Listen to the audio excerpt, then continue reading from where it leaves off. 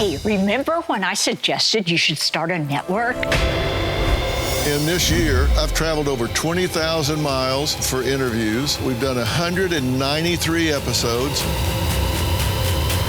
It's a psychological interview. You're sort of being my psychiatrist.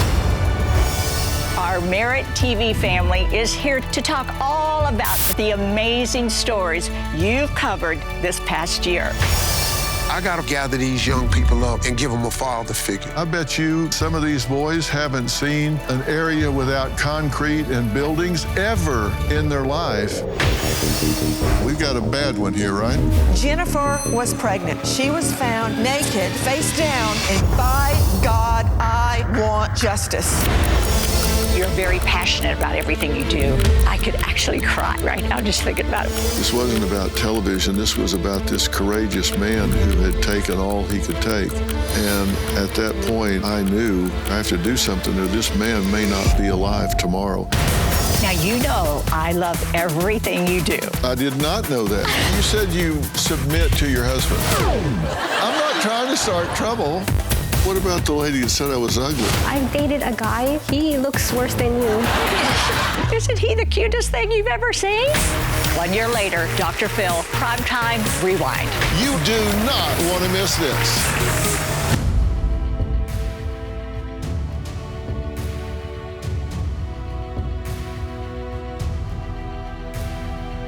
Well, here we are. Can you believe it? 1 year in.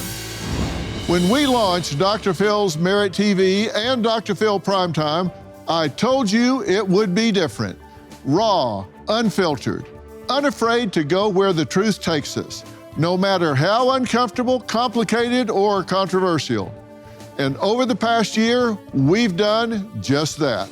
From political powerhouses and true crime exclusives, to education crisis, on-the-ground reporting, and moments that moved us. I've spoken with the people who shaped this country, tackled the issues that matter, and given a voice to those who need to be heard. Tonight, we're looking back at some of our proudest moments, moments that shocked us, moved us, made us laugh, and yes, made us think harder about the world in which we live.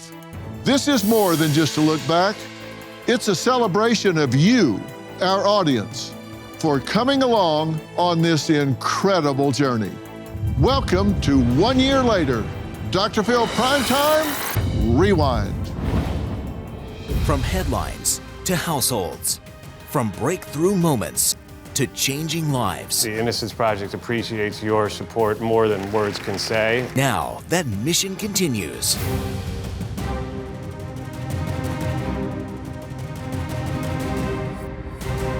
Dr. Phil's Merit TV, more than just a network.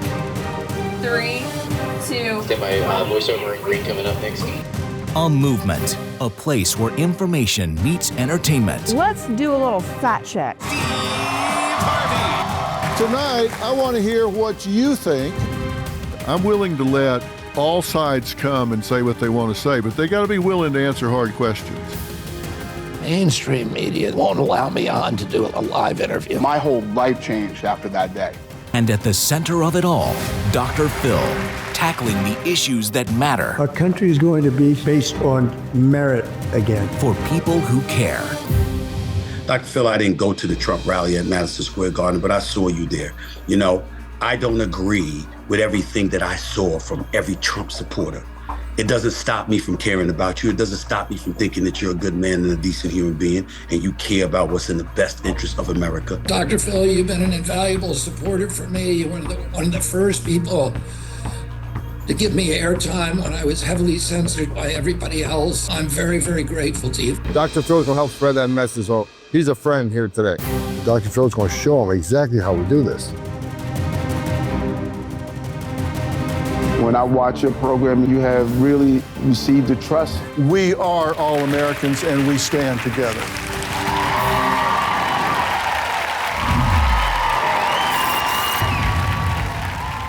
Wow, what an incredible year this has been. Does it seem like a year has gone by? It does not. No, it seems like yesterday. I agree. In some respects, it seems like it was just yesterday. In some respects, it seems like this is all we've ever done. True. True. And I don't forget the 21 years. And I have to say, it was Robin's idea to start a network because we were sitting in LA in our kitchen having dinner one night, and I was really complaining about the news. It was flicking between this one and that one and the other, and I was saying, it drives me crazy that they just put so much spin, so much bias, and so much slant on this. I cannot believe the media doesn't just do what they need to do. And you made a comment right then. Do you remember that? I do. We were eating, and I'm not sure if I even picked my head up when I said this, but he was beside me, and he did start complaining about going through the channels, couldn't find anything on the news or a news program that he could enjoy, because he kept saying, they never really say the news. They don't really go down and deep dive into the news and tell it really like it is.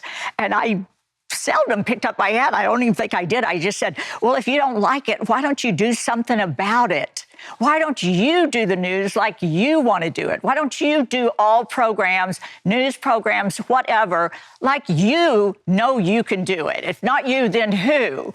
And I'm still just eating. And he said, well, what do you mean? And I said, I think you need to do it your way. Do it big. And I'm not talking about just one program a day. I'm talking about big time.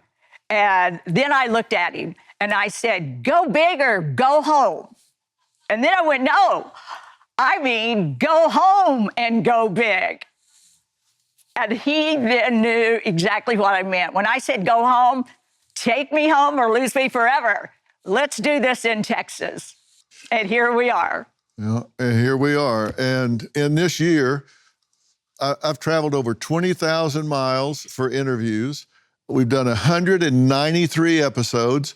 That includes 4 town halls, hearing from people, letting them have the voice. We've had close to 50,000 audience members, including the town halls, if you can imagine that, like 46,800. And the wait list for the audience is 10,000 people long wanting to come to the shows. So it's just really amazing. And it's been fun. I mean, not everything we've covered has been fun, funny, haha, but it's been exciting, it's been challenging, and I wouldn't change a bit of it. I'm really proud of what we've done. I'm so proud of what we've done. And I think those audiences maybe because we are doing it in Texas. So you know what? You just sit right there. Our Merit TV family is here tonight to talk all about the amazing stories you've covered this past year. After the break, the News on Merit's Chris Gutierrez takes a look back on the time you spent in the field. 1 year later, Dr. Phil Primetime Rewind continues. If you're a business owner, listen up now. You won't want to miss this. Are you sure you're not leaving money on the table when it comes time to exit? Well, thousands of business owners have already used FYSI's exit strategy and valuation services to sell smart and profit big. Why? FYSI will help you plan and position your business for the maximum return. This is what separates billion-dollar companies from small businesses. And FYSI can help you secure your legacy. Time matters. So don't wait until it's too late. Use promo Dr. Phil, DRPHIL, to schedule your free $5,000 risk assessment at fysi.com/Dr. Phil or call 800-877-4000. That's promo code Dr. Phil to schedule your assessment for free. Visit fysi.com/Dr. Phil or call 800-877-4000 today. Welcome back to 1 year later, Dr. Phil Primetime Rewind. We're rewinding it here. That's right. Taking a look back. Congratulations, sir, on 1 year.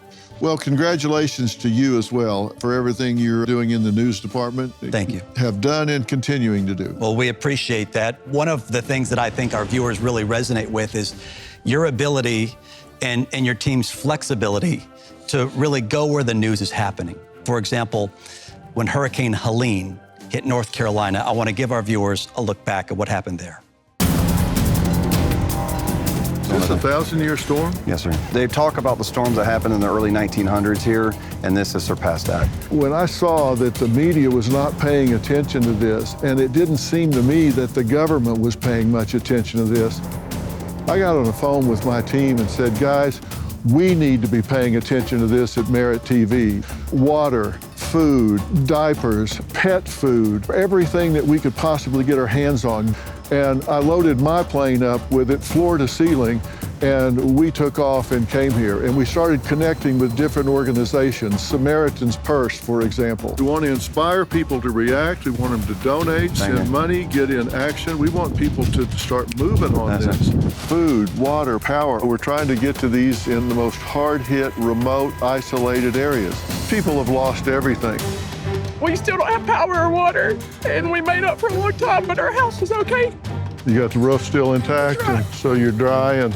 Yeah, we're okay. A lot of people aren't. I came to help. Let me help. I'm in a basement right now that's filled up knee deep at one point with mud. And so bucket by bucket, shovel by shovel, it's time to shovel it out.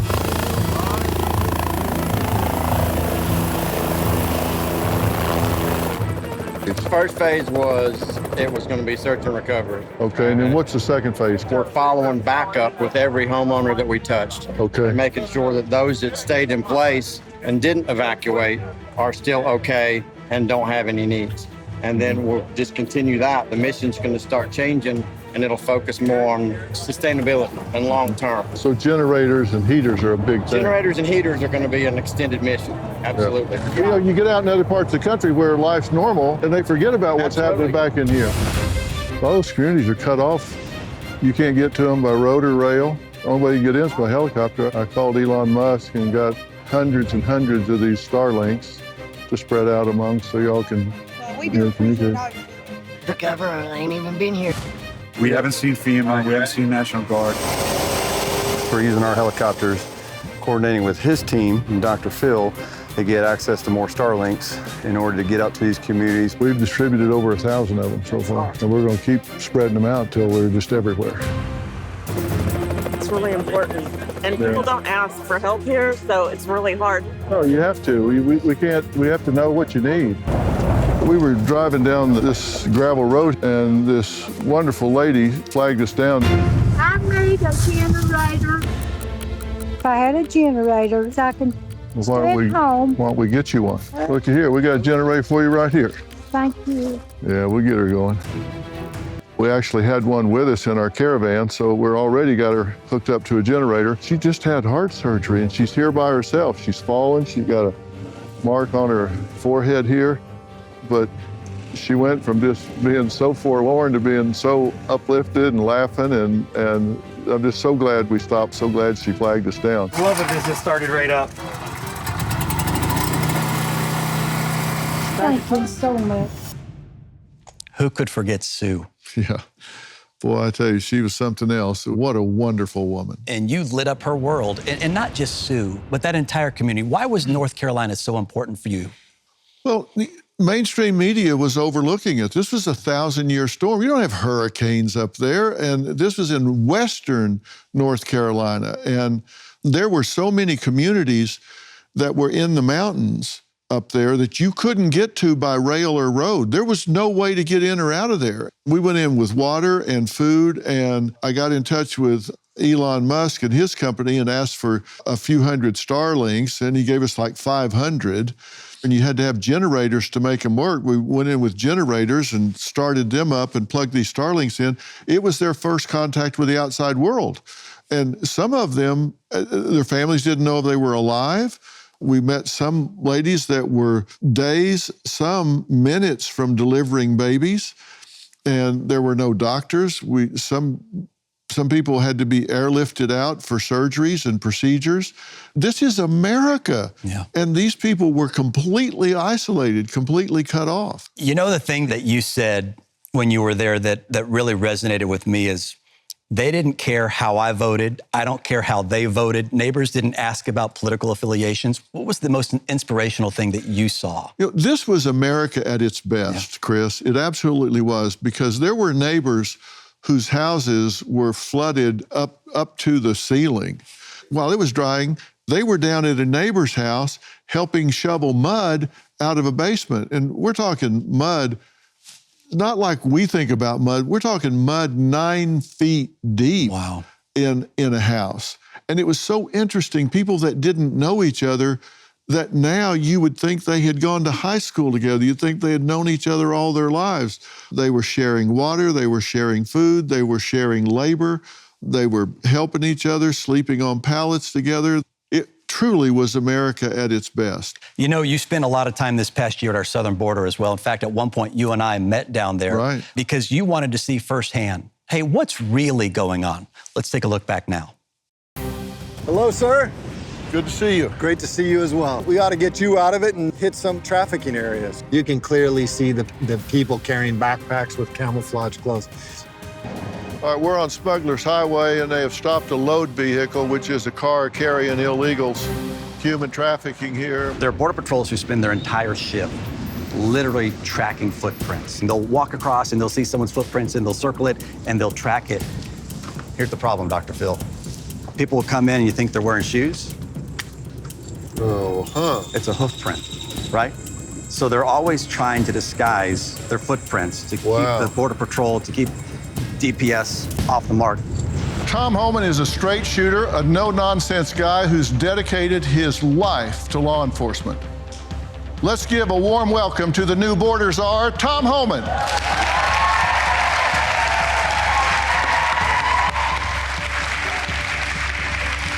Thanks for having me. You have nothing against people that enter this country legally.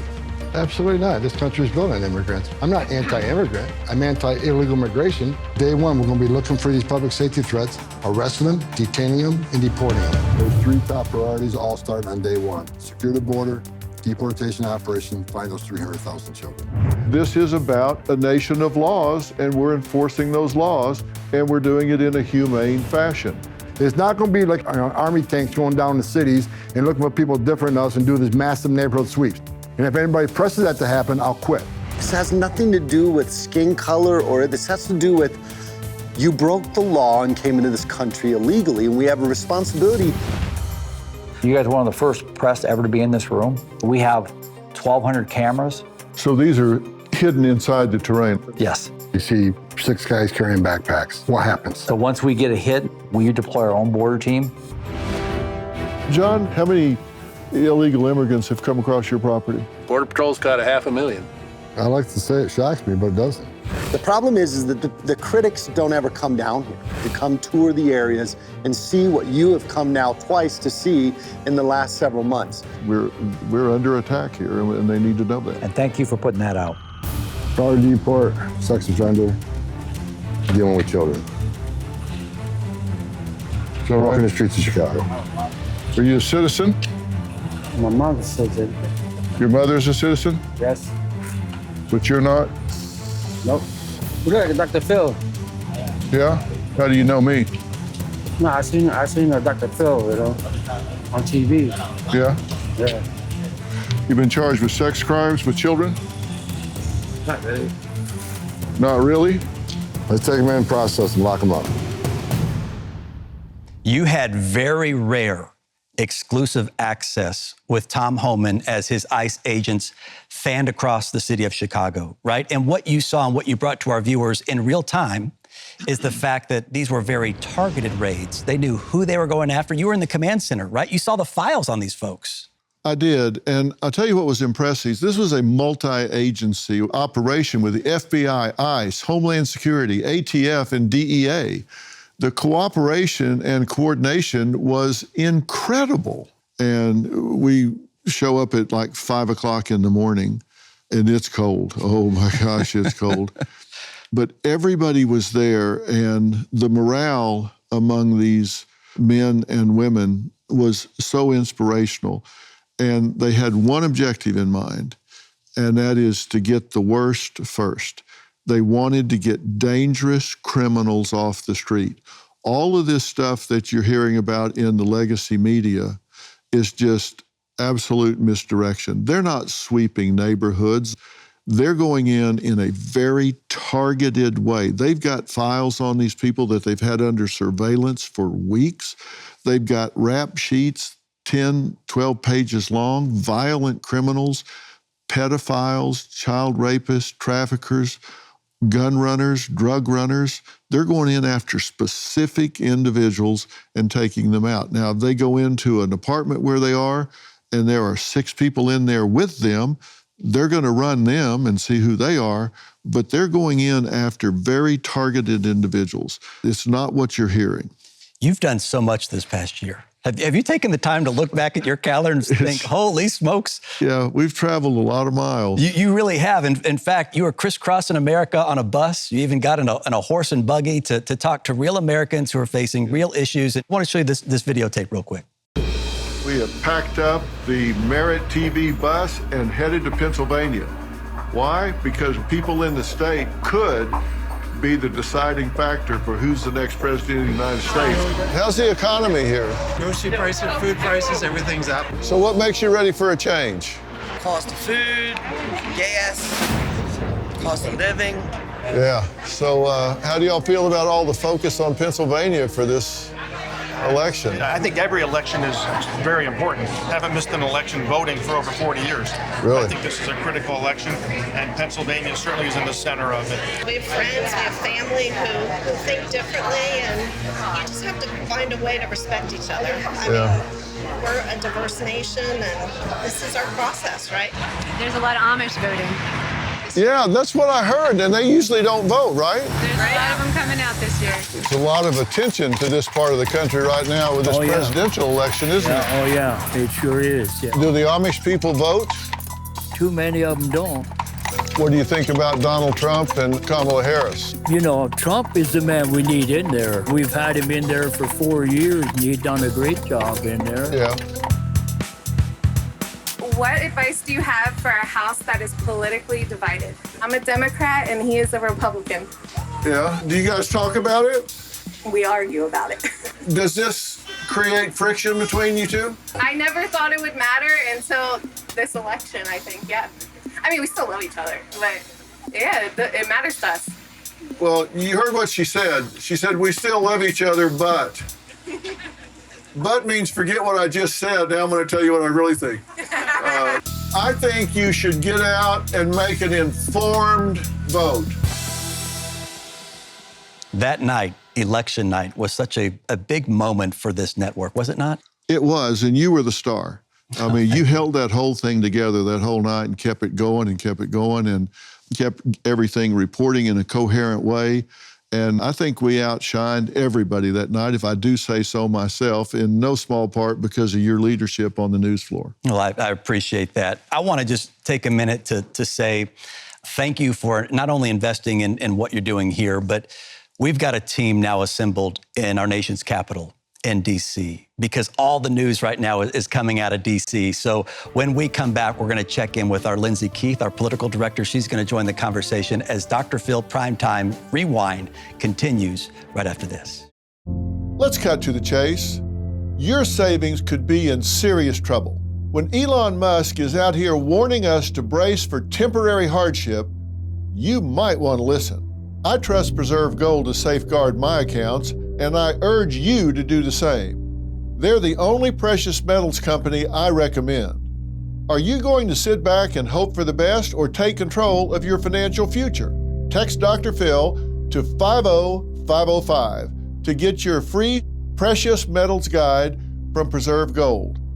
With gold prices recently breaking records and analysts predicting this trend to continue through 2025, you cannot afford to wait. As a bonus, you can get up to $15,000 with a qualified purchase from Preserve Gold. So don't wait. Text Dr. Phil to 50505. That's DRPHIL to 50505 today. Here in our new media seat today, we have Lindsay Keith. She is the managing editor for Merit TV and serves as their White House correspondent. Merit TV launched 1 year ago and creates and distributes content across diverse platforms. We're glad to have you with us, Lindsay. Please kick us off. Lindsay, good to see you. All of us here were so proud to see White House Press Secretary Caroline Leavitt address you and recognize Merit TV at the press briefing the other day. That had to be interesting. It was. Thank you. It's an honor to represent Merit in that way. You know, it's so crazy because we launched this network in the middle of one of the most consequential and action-packed election cycles in American history. And you actually had an opportunity to sit down with President Trump, not once, but twice during that election cycle in the last year. And I want to play a part of those right now. You know, it was interesting when you called the other day about doing an interview. A lot of people want to do interviews, and I don't just agree to them very easily. But I've always had great respect for you. This is about November 5th, which I think is going to be the most important day in the history of our country. If we don't turn this around, we're not going to have a country left anymore. Did anyone ever approach you and try to get you to drop out of the race? No, they didn't. But I believe they would if I would have offered that up. What do you say to yourselves when the crowds aren't cheering? What is the hardest, darkest moment? The hardest part for me is probably my family. You've been criticized, attacked, called every name in the book. They've turned the judicial system against you. The media has turned against you. Not campaigning Donald Trump, just real Donald Trump. How do you deal with that stress in your most private moments? Number one, I don't like thinking about it. Out of sight, out of mind. Number two, I have tremendous support. There's an addiction to revenge. You can stop this. You can say, well, no, I think it ends here. It ends with me. I think you'll be proud of the job we do. The word revenge is a very strong word, but maybe we have revenge through success. I find it to be a very different and very interesting it's a psychological interview that you're doing too. You're sort of being my psychiatrist. Very proud to be talking to you. It's been 7 or 8 weeks since would-be assassin Thomas Matthew Crooks fired 8 rounds from an AR-style assault rifle, shooting you in the ear.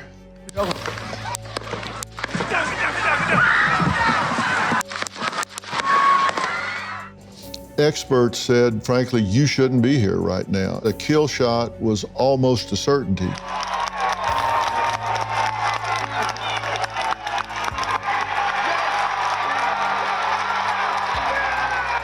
You had to have asked yourself, how am I here and why am I here?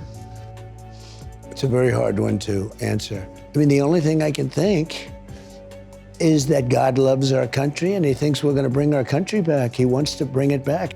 Has this changed you? It's a very dangerous job. This is the most important election in the history of our country.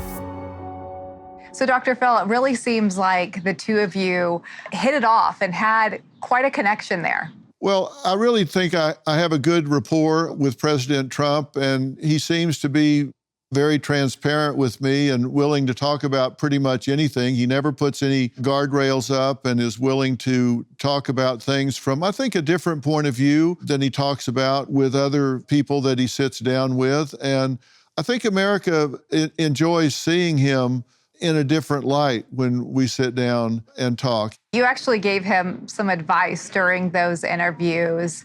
Do you feel like he took that advice? You know, I do think he weighs things that we talk about carefully. And, you know, I told him I didn't think he should go on a big revenge tour. And I think he has really shown some restraint in that regards, because he could be really after some people in an aggressive way. And I think when people are really crossing some boundaries now, he's holding them to account. But I don't think he's looking over his shoulder and going back after people in an aggressive way. I think he's looking forward and focusing on what he can do for the country at this point. In a sense, I think he's paid attention to that. I don't think he's heard it just from me, but I do think he's looking forward instead of back, and I hope he continues to do that.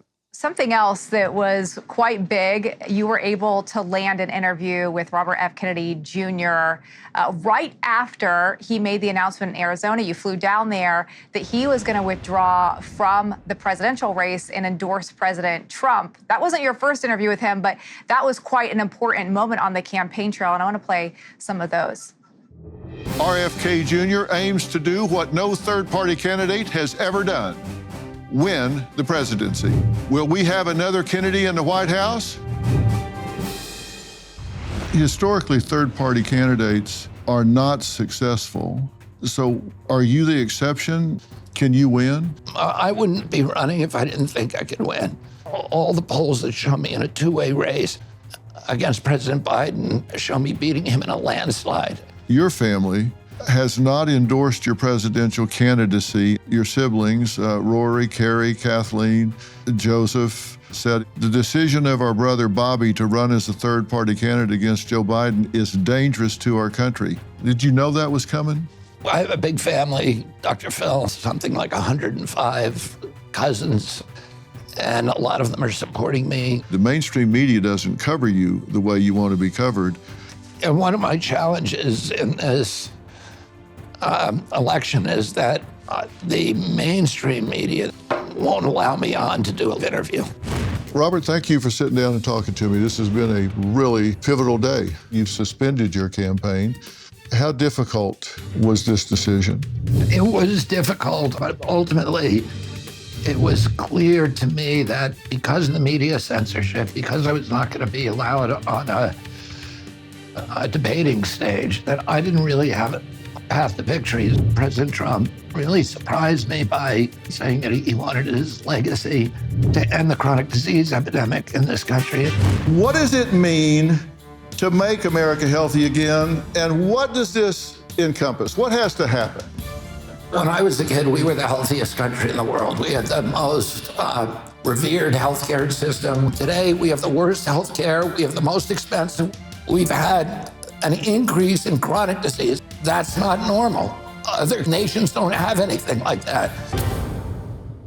You know, so Dr. Phil, this really, as I mentioned, was such a critical moment on the campaign trail. And you talk about this oftentimes, that while you may not agree with everything, you're able to have important conversations with RFK Jr. That's right. And, you know, that was a really interesting day because I was actually at Trump Tower in Las Vegas interviewing President Trump. And an hour and a half later, I was in Phoenix to receive RFK Jr. when he walked off the stage, where he came out and he suspended his campaign and endorsed Donald Trump. So within like an hour and a half of each other, I was in two different states interviewing President Trump, the candidate, and RFK Jr., the candidate who had just switched over. So talk about a hectic run between two states and two different candidates that now were in the same campaign.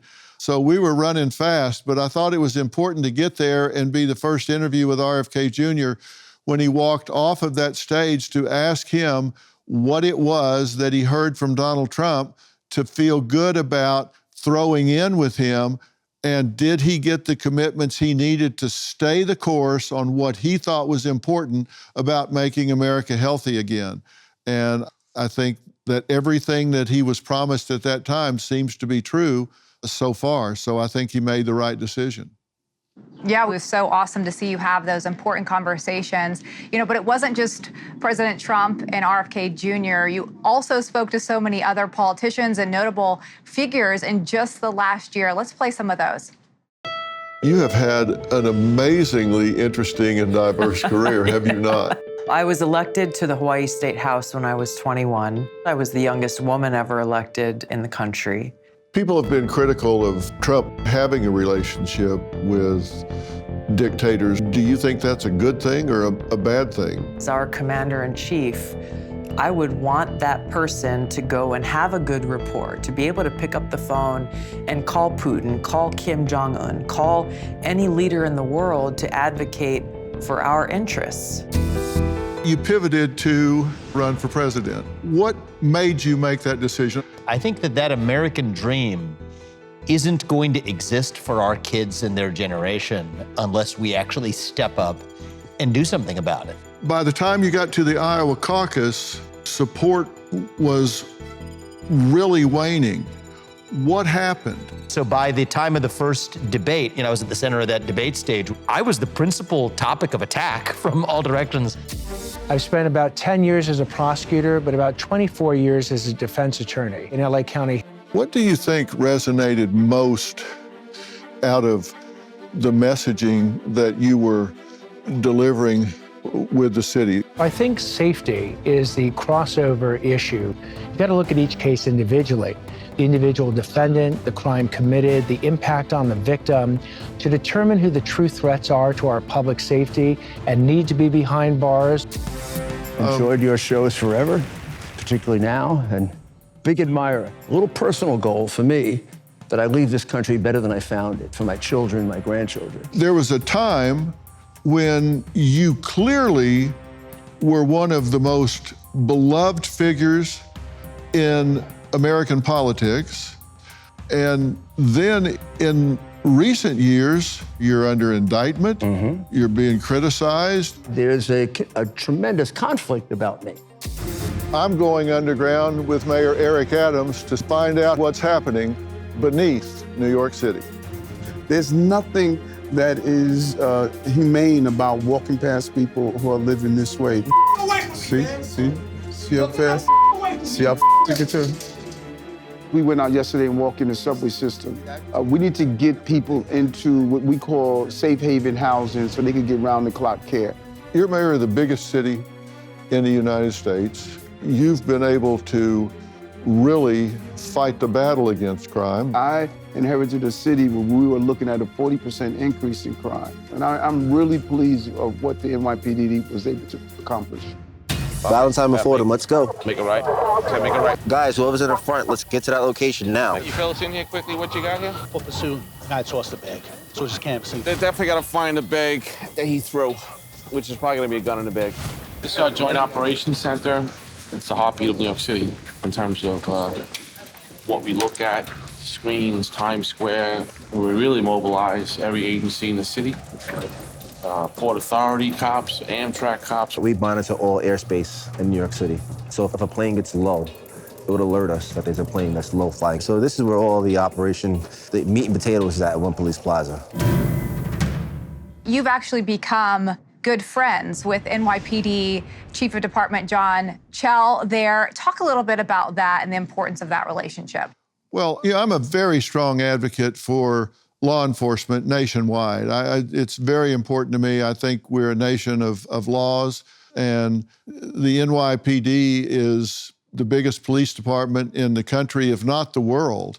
And Chief Chell and now Deputy Mayor Kaz Daughtry are, I think, exemplary law enforcement professionals. And I have really built a relationship with these two men that I have tremendous amount of respect for. Mayor Eric Adams is a former police officer and really is behind the NYPD and supports everything that they do. And we've really got a good relationship between Merit TV and New York City and the NYPD. And I will say the same thing about Los Angeles. The new DA there, DA Hawkman, has got a completely different attitude than the prior DA there. He's very much law and order. He's very much about holding criminals accountable and supporting the law enforcement people there. So the two biggest cities in the United States, we've really been able to build a great rapport between Merit TV and the number 1 and 2 cities in the country and their law enforcement organizations. So I'm really proud to have a working relationship with both. It's incredible. And I think that's what's so unique about Merit TV is this is where people can get the real story, see you on the front lines of so many important headlines, whether it's in a crazy election cycle or in these critical cities right now. So congratulations, Dr. Phil, on all you've accomplished in just 1 year as you've launched this network. It's such an honor to be a part of it. Up next, the crimes that gripped the nation and the people who still don't have answers. Welcome back to 1 year later, Dr. Phil Primetime Rewind. All right, Dr. Phil, you and I have talked so many times about the laws here in the country, about the people that break them, about all the big cases that are going on. And, some of these cases just really sort of get into your skin. They kind of stick with you. You wonder if justice is going to be done, and you never hesitate to jump in and really dig to find that truth. And you know, we also have Nancy Grace here as part of the Merritt family, and she is also a great advocate for these things. And you have her on regularly to talk to her and have her tell you about the latest cases, and you discuss them together. Let's take a look. Please welcome the one and only Nancy Grace. We got a bad one here, right? Jennifer was pregnant. She was found naked, face down, and by God, I want justice. To this day, her killer remains at large. The number one cause of death amongst pregnant women, it's homicide. Bryn went into what is known as a cannabis-induced psychosis, which resulted in her repeatedly stabbing her friend, Chad O'Melia. I saw the knife in my left hand stab his abdomen, and then it just went black. How many times did you stab him? The media says that it's 108 stab wounds. That's when I would start to hear voices. And they would say what? Keep going, don't stop, you can do this. Bryn was found guilty of involuntary manslaughter, and in a move that shocked the country, was given no jail time. Sexual predators showing up where you least expect it, your child's classroom. At what point did it cross the line? She came back in the back of the bunk room with me, and that's where it all started. When she assaulted me, I didn't know what to do. They're gonna blame these kids, and they're gonna say that they're the ones who caused this. Minors can't give consent. It's statutory rape at a minimum. What do we really know about who we turn our loved ones over to? Billy Shamirmir terrorized, murdered, and robbed at least 27 vulnerable seniors. While she was being smothered to death, I was sitting on my couch watching football. Initially, did you suspect foul play? We did not. Most serial killers start killing once a year, and then they speed up. By the time he was caught in March of 2018, he killed 5 women in that 1 month. And we're talking about Ted Bundy. We're talking about Jeffrey Dahmer numbers. They say, give people the benefit of the doubt. That's the most insane thing I've ever heard in my life. Seeking safeguards from stalkers. The most dangerous time for many victims is after they file for protective order. Charles came to town looking for you and murders her. Yes, he cut out her heart, cut off her face. They're not taking you seriously. The first officer I spoke to laughed. You're getting stalked? He walked into the house, struck her with the axe, and killed her. Imagine receiving a call from the police and being told that your young daughter is dead. 20 stab wounds, and it was ruled a suicide. I have no doubt in my mind, Ellen was murdered. You mean to tell me she sliced her own spine and kept stabbing herself? That's the most disgusting thing I've ever heard. I know she was murdered. You know, Dr. Phil, Nancy is always just incredible, right? She's so passionate. She's such a voice for the people who can't speak for themselves. She's just, so committed and digs in. And one of the things that I try to do, and I think you and I have such a great dynamic of breaking the law down and the facts of these cases down so people understand what's really going on in the courtroom, because people are used to trying these cases in the court of public opinion and don't understand that's not the way it works in court. Right. There's one set of data that people get in the media, which a lot of it is speculation and conjecture, and the jury doesn't get to hear all of that. They just get to hear a subset of what's admissible and what they may hear. And it oftentimes is a completely different case than what's tried in the media. And that's why I enjoy us talking about it in terms of what actually happens in the courtroom so people understand the difference. Yeah, there's so much that goes into it and impacts the jury that people just aren't aware of unless you pull back that curtain for them. I know you're a very strong advocate and you do not back down from a fight, especially when you believe in it and especially when someone's life is on the line. There was a case that you covered, Robert Roberson. He's on death row. He was convicted of murdering his 2-year-old daughter back in 2002, and he's been on death row ever since. And you went and talked to him. Let's look at that. Robert Roberson is facing execution for the death of his 2-year-old daughter. Doctors believe the brain scans show Nikki was the victim of shaken baby syndrome. His attorneys say his daughter died from severe pneumonia Robert is a person with severe autism. because he had a fair trial. Of course not. There is so much more evidence that illness caused her death than any evidence that Robert did anything to harm her. This was a child that was acutely and chronically ill. On the left is a scan of her lungs, and on the right is a normal lung. This never got in front of a jury. I see the tunnel vision starting with the doctors. Those doctors didn't ask for the medical history of this baby. They didn't look at the toxicology. They didn't look at the scans of her brain. And everyone else trusted the doctors. Can you demonstrate what they demonstrated in trial? They shook it like this to show us how the head would shake violently. This man has not had due process. This man has not had a fair trial. The divide in this case is very simple. It's between those who know the facts of the case and those who don't. Is there ever a time that you did anything like you're accused of? That you ever shook her, or No, that sir. you ever tossed her? No, or sir. Never, ever? Never ever. Take me through the moment that you learned that she, in fact, had died. I was in shock. I couldn't believe it. I was sad. And they carried me up from there, threatened me. The Texas Supreme Court stepped in at the 11th hour, delaying the scheduled execution. Now, that move comes after state lawmakers requested Roberson testify at a hearing. The entire future of capital punishment in the state of Texas, in my opinion, hangs in the balance and should.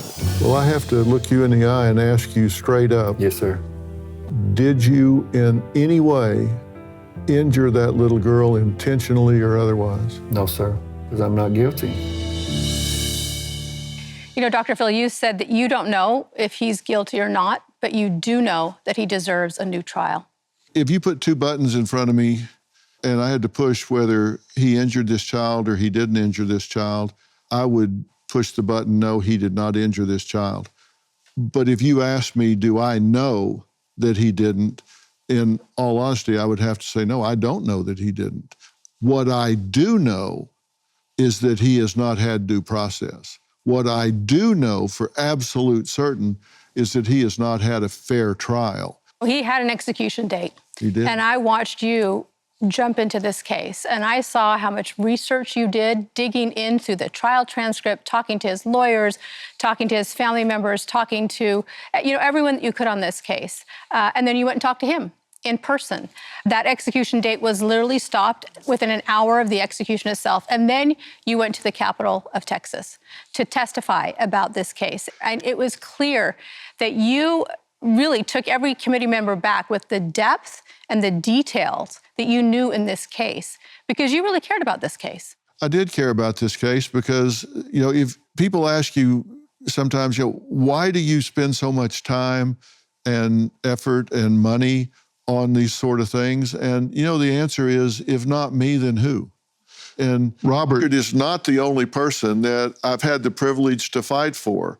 Richard Glossop in Oklahoma City, who has faced the death penalty square in the eye so often. I mean, he's had his last meal 3 times, and finally we've made progress and he's going to get a new trial. Rodney Reed in Texas, and we've been able to make progress and hopefully are going to get him off of death row, but we've stopped the clock on him headed towards the needle at this point.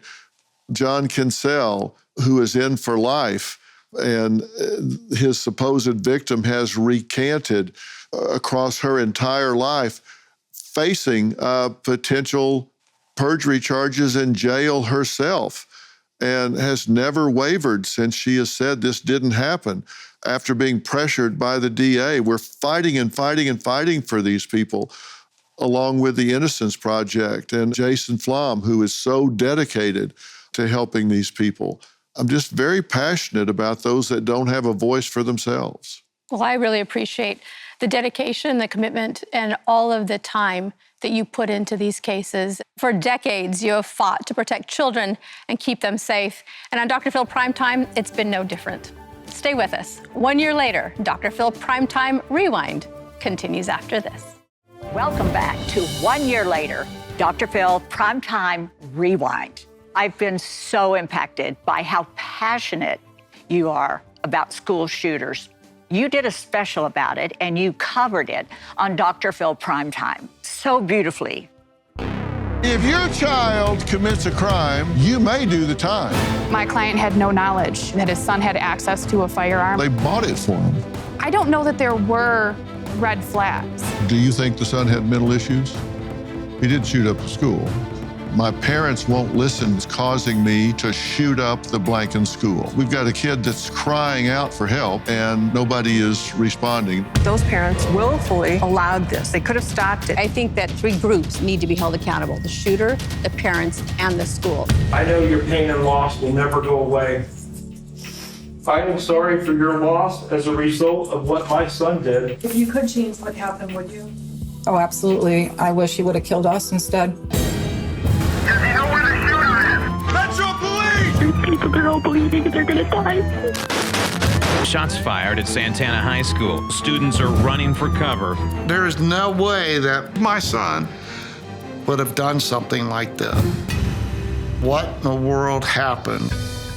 I'm not here to talk about guns. I'm here to talk about the people that use them. It was just like I wanted to die. I wanted my pain to stop. Did you want people to stop you? Is that why you were telling people? Yeah, absolutely. I need you. I need you to help me here. Raise it high. There are identifiable markers on the path of a shooter. These shooters are not monsters until they pull the trigger. You know what they are 30 seconds before they do? They're just a troubled teen walking among you. Did you want people to stop you? Is that why you were telling people? Yeah, absolutely.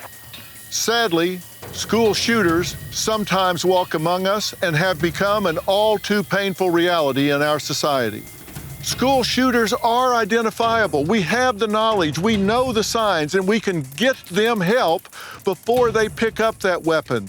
But we must work together to stop them. So let's talk about that. I'm really frustrated because we know so much more about the shooters than we're using. And it's not just semantics that I'm saying shooters instead of shootings. Big difference, just very few letters, but a big difference. I wish I could predict where school shootings are going to happen, when they're going to happen, but I can't. But we do know who is at risk for becoming a school shooter. And that means if we pay attention, we can identify who's at risk for doing this. There are like 50 million kids in public schools alone. And my goal is to deputize all 50 million of those kids to be able to recognize who's at risk for doing this kind of thing, because they're the ones that know. I know you're going to remember this. Our youngest son is 37 years old. And I can remember when he was in maybe the 3rd or 4th grade, we took him and his friends after a ball game to dinner. And there had been maybe the first school shooting.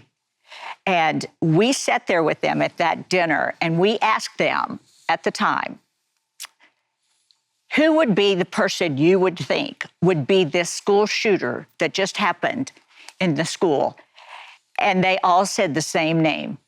Yeah. And we asked them why. They pointed out this young child using the same markers that you talk about right now. Our son is grown. His brother is older. He's got teenage children. And we're still dealing with school shooters. And I'm so thankful that you are so brilliant and you are on this mission to educate and to help with the school shootings. Yeah, it's knowable. I mean, there are some things that they can't know, but there are things they know. And we have to teach them that telling is not tattling. They're not getting somebody in trouble.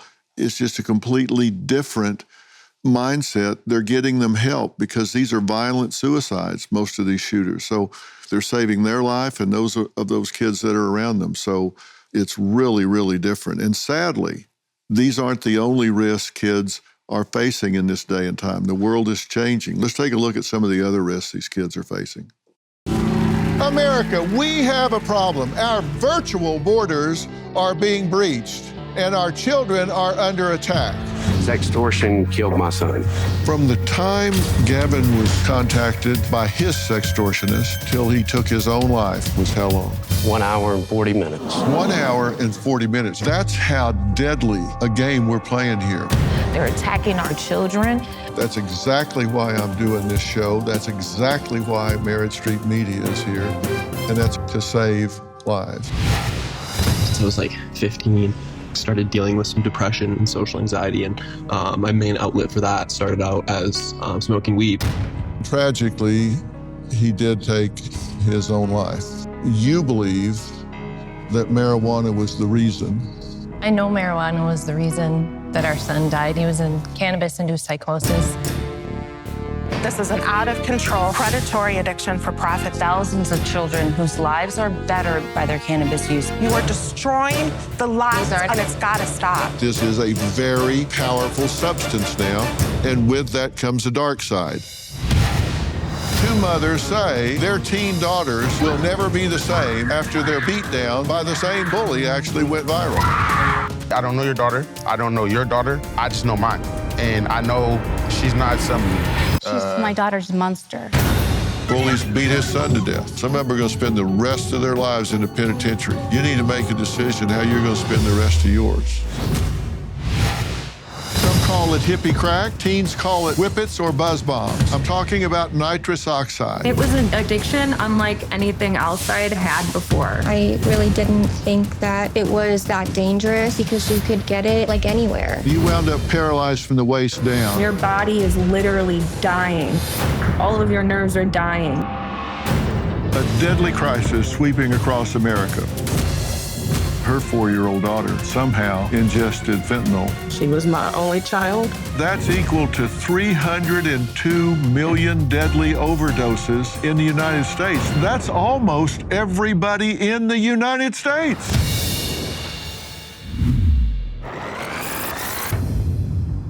That's a lot of stuff for kids to deal with. These young men getting sextorted. I mean, how heartbreaking was it to see that? Oh, that one show, yes, for sure. The father was here talking about his son, who he had less than an hour once it started, and he was gone. Took his own life. And this fentanyl, I tell you, I hate it when I hear people talk about fentanyl overdoses. These aren't overdoses, these are poisonings. And just in what they're seizing, there's enough fentanyl coming across the border for 302 million doses. I mean, this is enough to kill almost every American alive today. And one of the things I want to reiterate is 100% of the pills these kids are buying on the internet are counterfeit, 100%. And almost half of those have lethal doses of fentanyl in them. So you got like a 1 in 2 chance of winding up dead if your kids or your grandkids buy pills off of Snapchat or any of these other social media platforms. So you need to talk to your kids. You need to talk to your grandkids, because they buy a pill off of the internet, they got a 50-50 chance of winding up dead when they do. So I said it then, and I'm saying it again now. Don't let them do that.